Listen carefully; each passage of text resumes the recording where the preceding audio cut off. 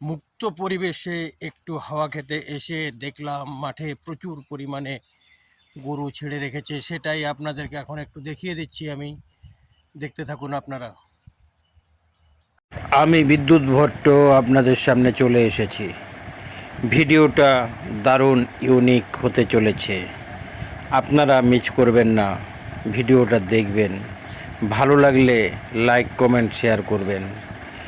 প্রকাণ্ড বড় একটা মাঠ, চারিদিকে বনাঞ্চল, মাঝখানে মানুষ ছেড়ে দিয়ে রেখেছে গরু আর ছাগল।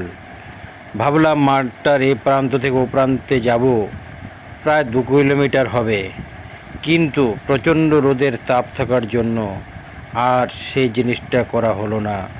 তাই দূর থেকে ক্যামেরা করে আপনাদেরকে দেখার সুযোগ করে দিলাম। আমি দেখেছি, আমার ভালো লেগেছে, তাই আমিও ক্যামেরাবন্দি করে নিয়েছি আপনাদেরকে দেখার সুযোগ করে দেওয়ার জন্য।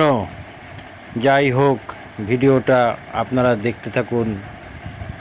ভালো লাগলে লাইক কমেন্ট শেয়ার করবেন।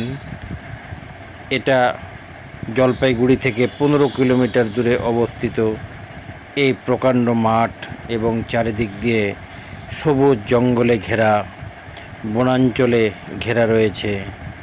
আপনারা দেখতে থাকুন ভিডিওটা। আপনাদের সামনে থেকে আমি এখন বিদায় নিচ্ছি।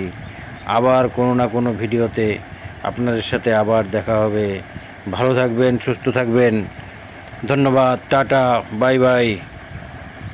আপনারা ভিডিওটা দেখতে থাকুন।